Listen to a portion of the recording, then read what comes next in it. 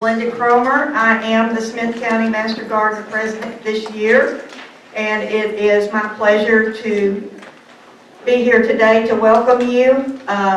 This is our 5th year to do the library series, and this is our 2nd program of the year. We have 5 of these this year, January through May.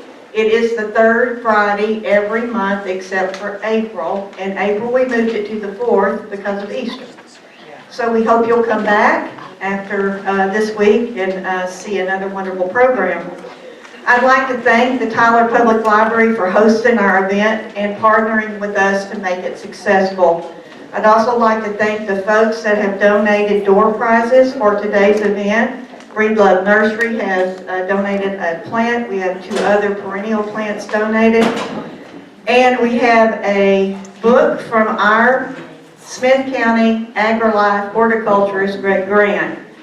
The door prize drawing will be held at the end of the event, so don't leave. You've got to be here to get it. And so now, without further delay, I'd like to introduce you to our own Smith County Master Gardener, Andie Rathbone. But first, I'd like to tell you a little bit about Andie. Andie's been a certified Master Gardener for coming up on 18 years. She was in the Smith County Master Gardener class number 10, which started in 2003 and means she was certified in 2004. She moved to Tyler after retiring from AT&T in 2003. So you can see that she had her eyes set on the goal for the best retirement job she could ever dream about. Her program today is Some Like It Hot, Plants That Love Summer in Texas.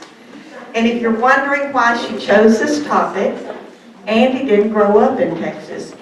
Andie grew up on a farm in Illinois where they raised corn and soybeans. But she didn't stay there. In 1972, she moved to St. Louis for her job with AT&T. And then in 1997, she got her first taste of Texas when AT&T moved her to Dallas.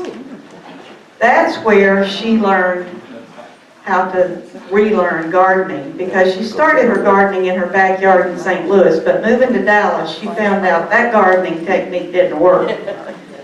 So she's been in Tyler since, like I said, 2002. So she's got experience to tell us what it's like when you move from an out-of-state location into Texas and have to deal with our ever-changing Texas weather.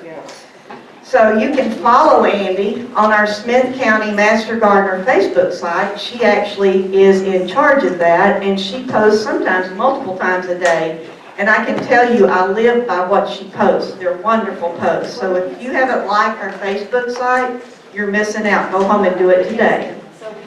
I think that's all I have to say about her. It's my honor to turn the program over to Andie. She's just an awesome person and a great friend.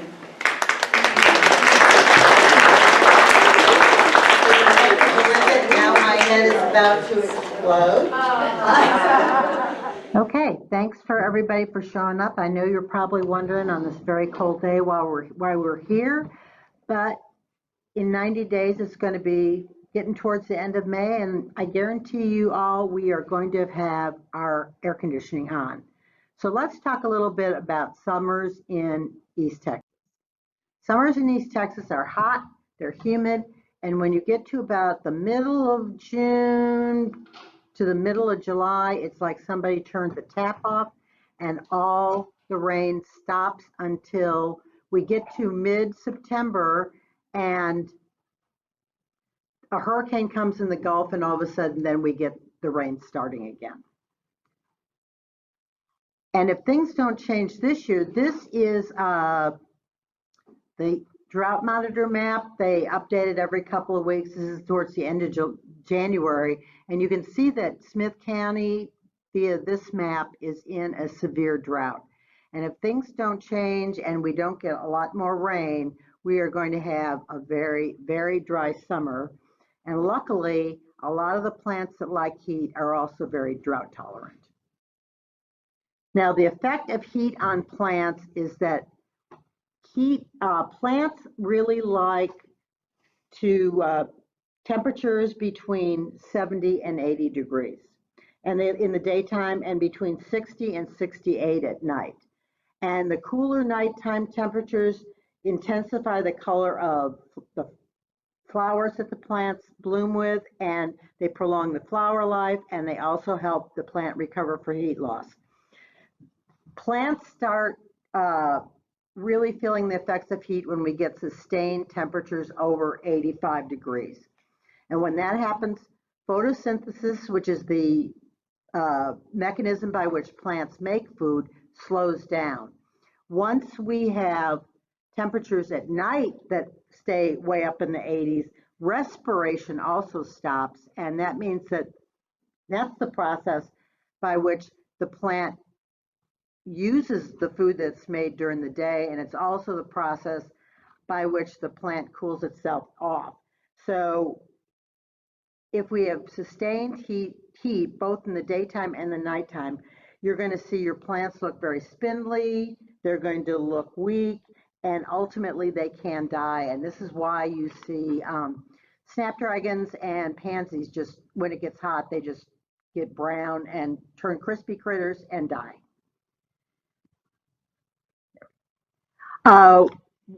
One of the things that we have to watch out for is, I think everybody knows what the USDA hardiness zone map is, and that's the Department of Agriculture has divided the country into 13 zones, and each zone has a range of average minimal temperatures that will be sustained in that area. Tyler is in zone 8, and that means that we have average minimum low temperatures between 10 and 20 degrees. Now, I know that can be a little bit different, like last year when we got below 0, but that is a rare. On the whole and on the average, our temperatures are between 10 and 20 degrees. Now, you can't look at just the heat zone alone, because at hardiness zone alone, because if you look up at your yellow zone up here, you're going to see that the Pacific Northwest is also in hardiness zone 8, and they are going to be in way, way different zones than their summers are going to look way different than our summers do. So what you have to do is overlay your hardiness zone map with the heat zone map. And the heat zone map was developed by the American Horticultural Society.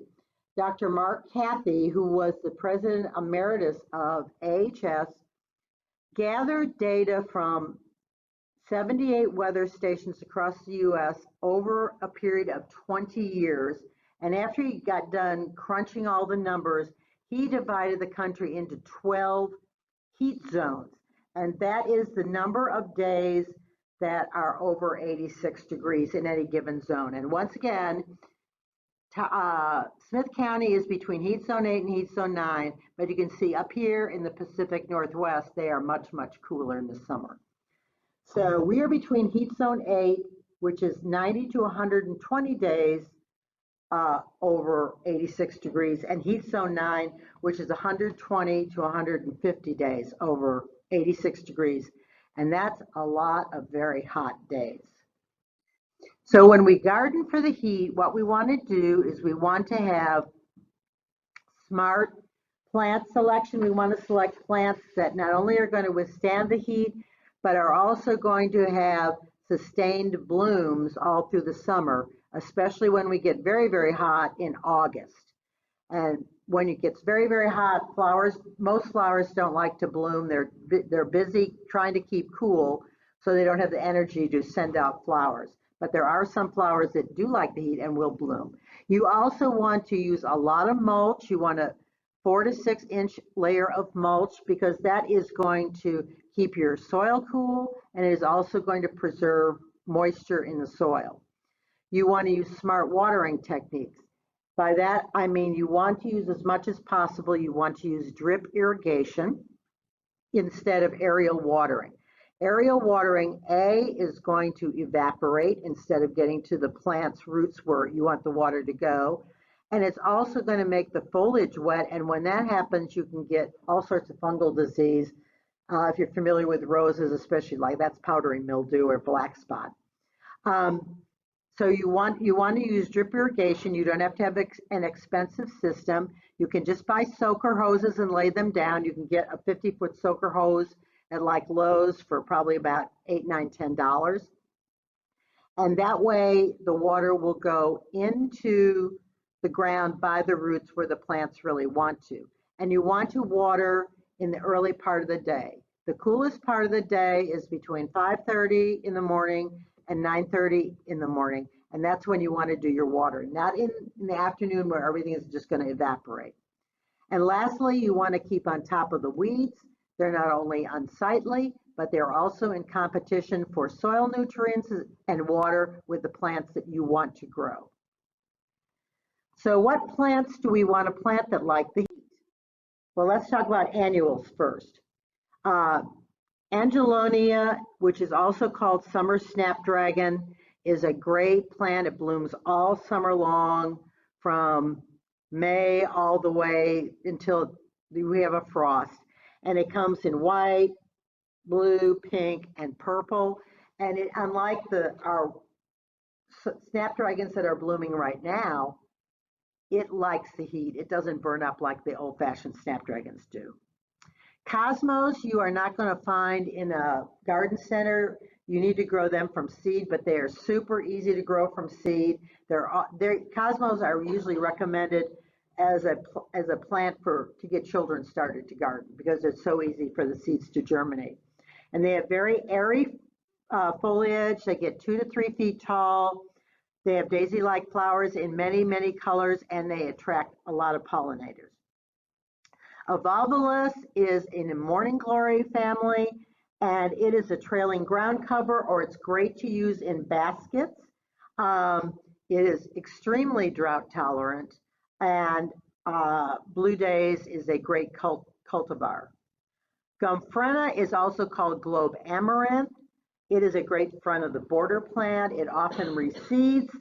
It is drought tolerant, it's pest resistant, and it blooms in these little globe-like purple, lavender, and pink flowers. Pentas are probably the best butterfly attractor that we can plant in our garden. They are tropical perennials. They get to be 1 to 3 feet tall, and they bloom with clusters of star-like flowers in red, white, and pink to lavender shades, and they attract not only butterflies but also hummingbirds. You might not be familiar with Malampodium. I started growing this in Dallas. It's a great front of the border plant, and it's great if you've got what people call a hell strip, which is gardens that border cement, like a driveway, a cement walkway that gets really, really, really hot because of the reflected heat that is coming off the cement.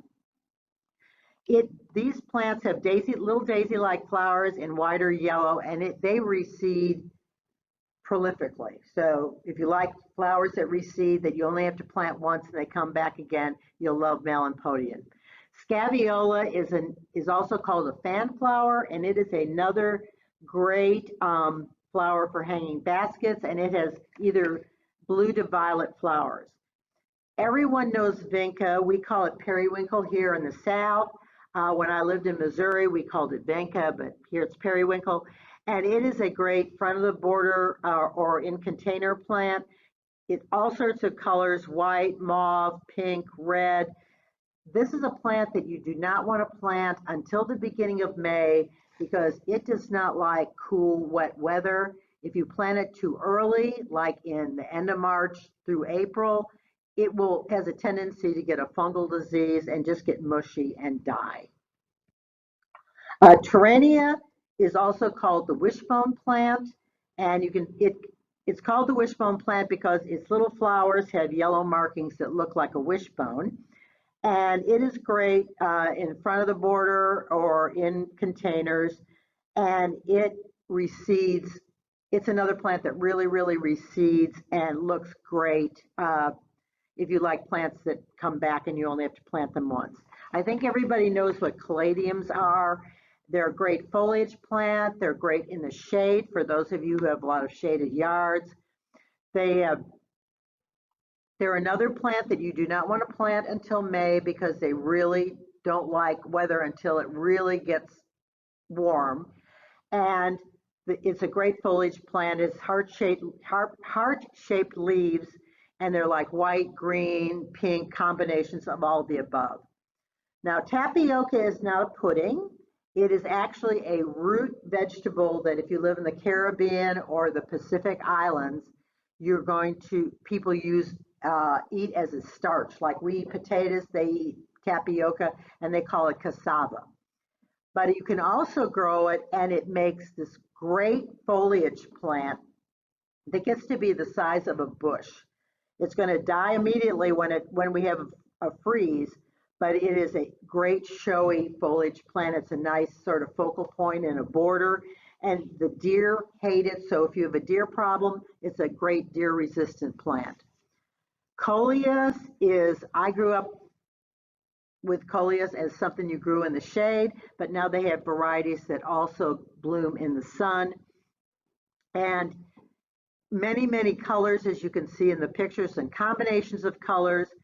And it is also a plant that is extremely easy to propagate through cutting. So if you get to the end of the season and you want to overwinter some, just take cuttings, and they're very easy to keep in the house over the winter, and then you can plant them again in the house, in the garden when it gets warm again. Zinnias are my favorite annual. They're very easy to grow from seed. They're another plant that's recommended to teach kids how to garden because their seeds germinate so easily. My favorite is the Zinnia elegans. That's the real tall zinnia. It gets to be like 2 to 3 feet tall, and you can get. I like to grow it from seed because you can get all different kinds of flowers. You get these like daisy-like flowers here, but you can also get ones that look more chrysanthemum-like, like pom-poms. They have all different varieties of types of flowers. And the only problem with the elegans is its foliage has a tendency to get powdery mildew. So by the middle of July or so, the foliage is looking really sort of ratty. So what I do is I throw out seeds for another crop in the beginning of July, and when those plants are coming up, I yank the old zinnias, throw them on the compost pile, and then I have a new crop of zinnias until we have a frost. The profusion zinnias, the flowers look like the elegans, but they're very, very short. They're front of the border plants.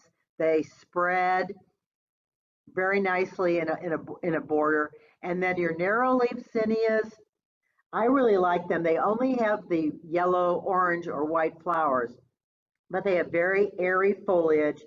And I once had a bed that was between the sidewalk and the street, and I took 2 little 6-packs of narrow leaf zinnias and planted them, and in about 2 weeks, that whole border was full of flowers. By the way, they spread.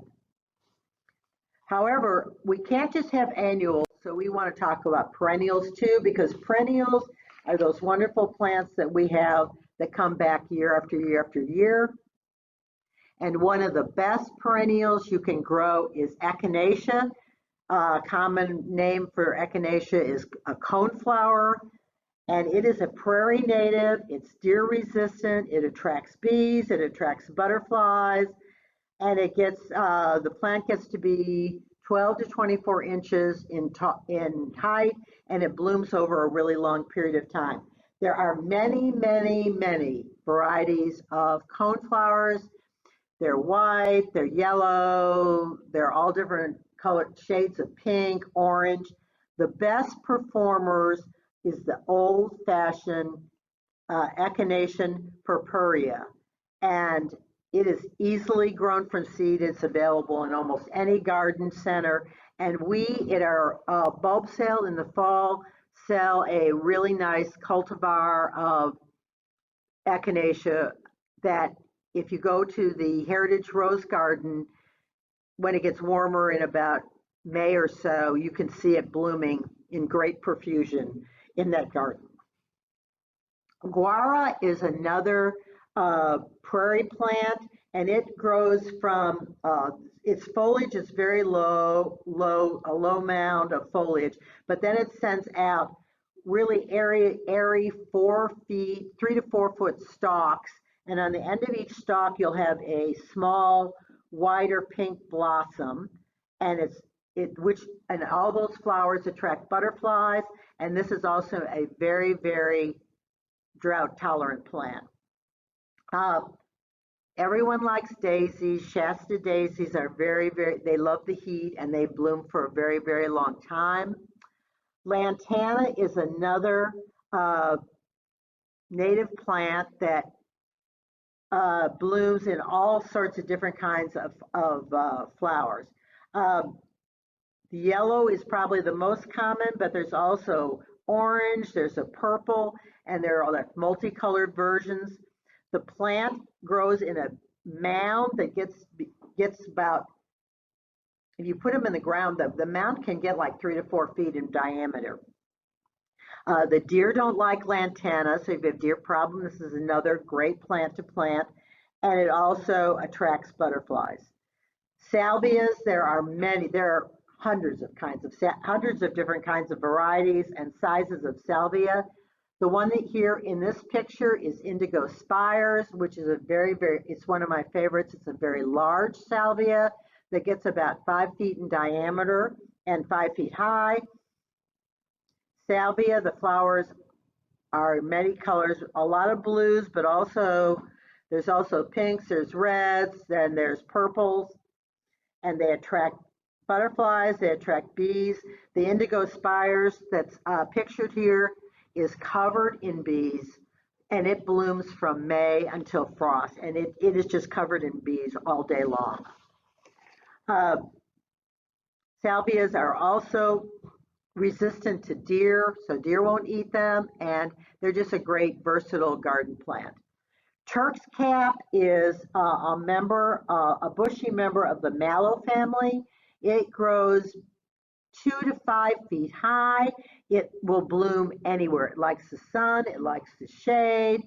It's drought tolerant, but it will also, if we have a lot of rain, it's happy then too. It blooms in the late summer, so if you're looking for something that blooms in August, this is a great flower. And it has a very, very long bloom time, and it attracts hummingbirds. Hummingbirds love Turk's cap. I have one that's right outside my office window, and sometimes I'll be sitting there. I'm supposed to be doing something on my computer, but I'll end up just watching the hummingbirds at the Turk's cap. Rudbeckia is also called black-eyed Susan. There are many varieties of it. Most common one that's pictured here is Rudbeckia goldstrum. The plant is 2 to 3 feet tall, and it's deer resistant. It attracts butterflies, and it blooms for a very, very long time, probably 3 to 4 weeks of bloom in the summer. Homelia patens is also called a Mexican firebush.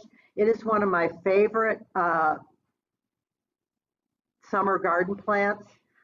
I grew it in Dallas, and when I lived in Dallas, I was always told it was an annual, and you had to just like yank it when it got cold because it wasn't going to overwinter. But when I first moved here, I went to Blue Moon, and there was this giant firebush that was in the ground, and it was like April, and I said, why is this here? And they said, well, we thought we forgot to dig it up and it overwintered, and here it is. And I was like, oh. So I've left mine in the ground now for about 15 years. It survived the snowpocalypse, so it will come back. It blooms very, very late, and it gets to be 5 to 6 feet tall and about 4 feet in diameter at my house. And in about August, it starts blooming in these very tubular-like orange flowers, and hummingbirds just love it. It will die immediately. The minute the temperature gets to 30 degrees, it becomes crispy critters and it's dead. And you cut it to the ground, really load on mulch, and it will survive the winter, but it will be the last thing to come back to appear in the spring. It starts coming back out of the ground in May. Uh, Rosemary is uh, an herb, but you can also use it as an evergreen hedge. It gets here in the ground, it gets about 3 feet tall, and Arp rosemary, which is named for the city of Arp, right by in the county, is the most cold hardy variety that's available on the market. And again, my Arp rosemary that was in the ground survived last February, so it is very, very hardy. It blooms with little itsy bitsy blue flowers that attract the bees. It's deer resistant, and if you're growing vegetables or other herbs, it's also rabbit resistant, which is also very, very important. If you grow the tall Ruellia, you know that it's sort of a menace because it marches and it has a tendency to take things over. But the dwarf variety is a small, it's like six inches at most tall, and it just stays at the front of the border, and it will spread, but it's very well behaved. I was given 2 plants from a friend who, when I first moved to Tyler, and it is spreading, but it is certainly not taking anything over. So it's a great plant. Milkweed is a plant that everyone should be growing. I think when I was growing up in Illinois, one of my least liked summer jobs was I'd have to detassel corn, which is a horrible job. It's hot. It's a bad job. But when I was a kid up in Illinois, from the fence row to the road, all that whole area along the roads was covered in milkweed, and it would bloom all summer long. It was beautiful, and you would be covered with monarch butterflies because milkweed is the host plant for the monarch butterfly. But then Roundup Ready corn seed was introduced to the market, and when that happened, the use of Roundup seriously increased by 500%. And so now if you go up to Illinois or Iowa or any place where they really grow a lot of corn, you will not see one milkweed plant because they just spray for the weeds indiscriminately, and it drifts over the fence posts, and that's the end of the milkweed. So the monarchs are in trouble. Everyone needs to plant milkweed and help us save the monarch butterflies.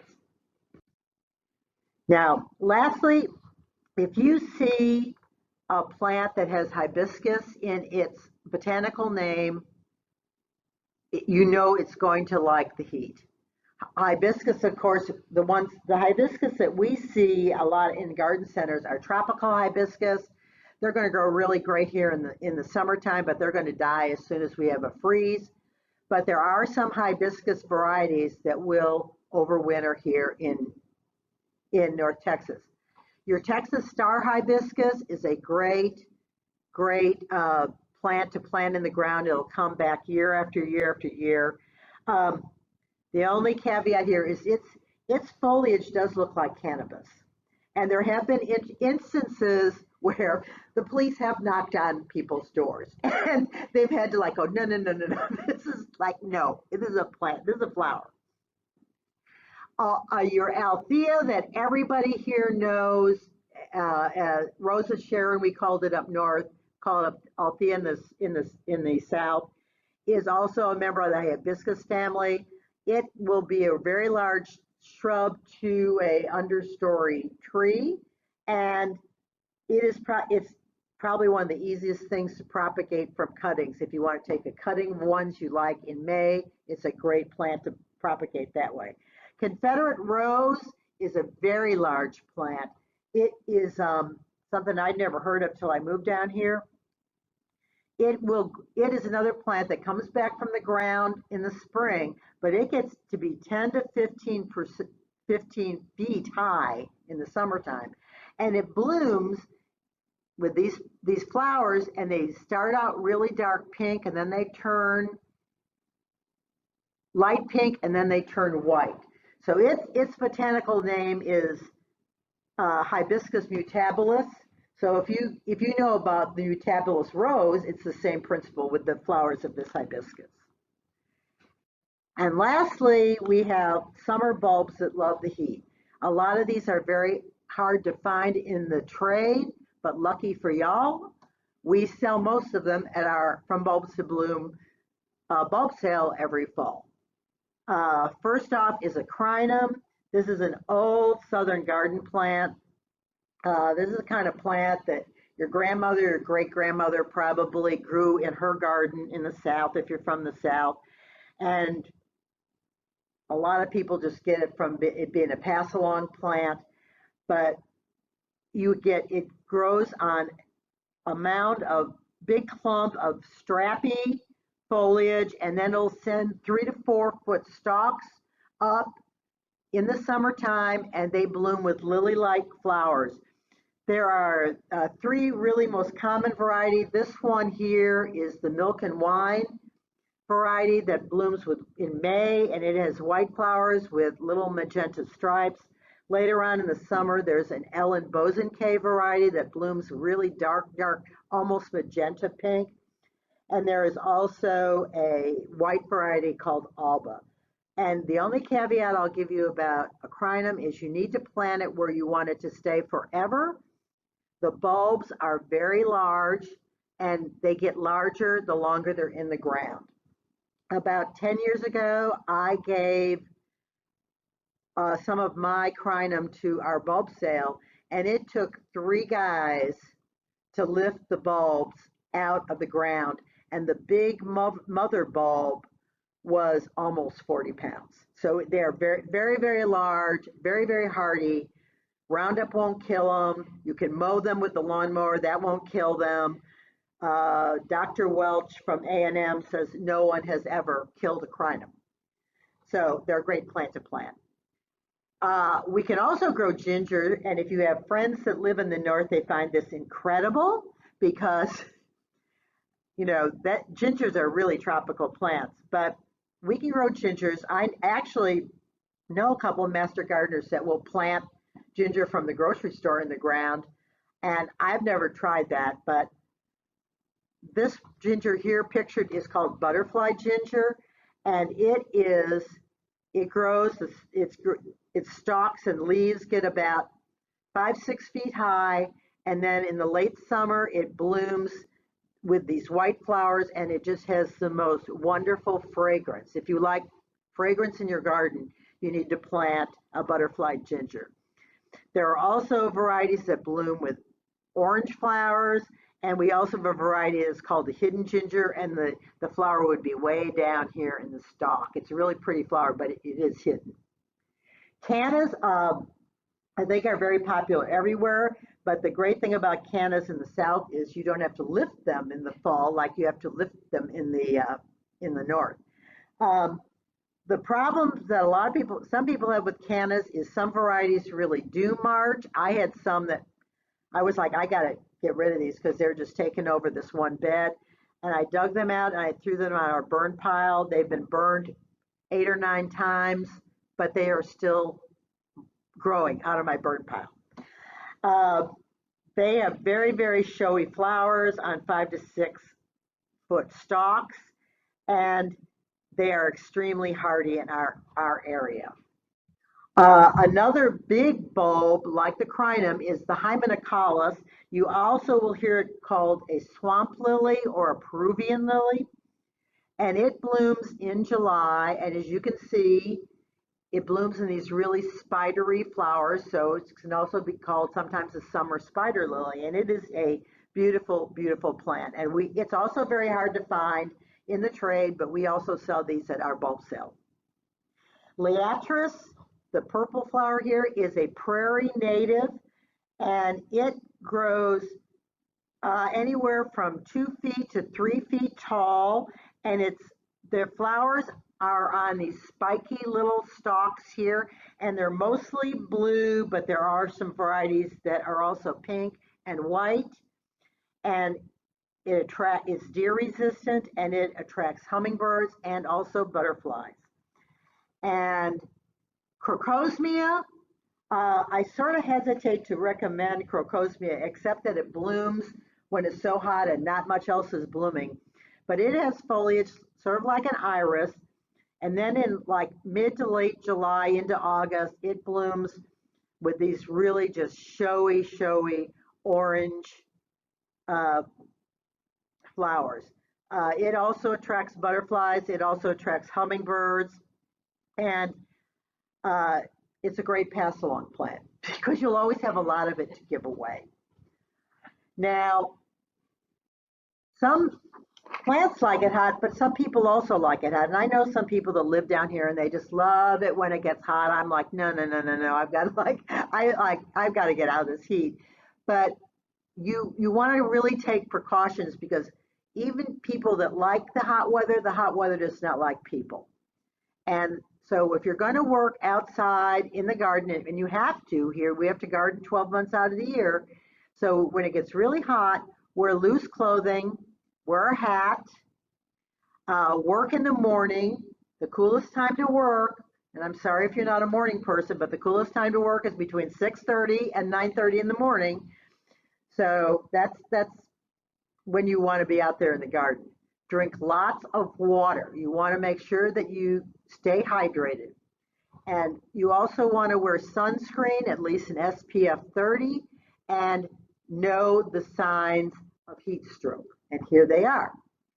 If you get a headache, if you all of a sudden are dizzy, you have sudden fatigue, you all of a sudden your stomach starts to hurt, or your heart really starts to race, to beat really fast, those are the signs of heat exhaustion, and you need to like get out of the heat into the air conditioning, relax, and start drinking lots of water, and just say that's it for the gardening for the day.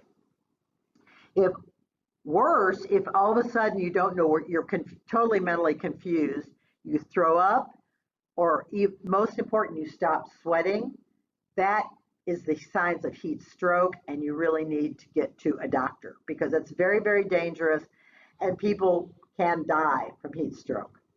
But if everybody is sensible, you plant the right things, you take precautions for yourself, you'll have a beautiful garden all summer long.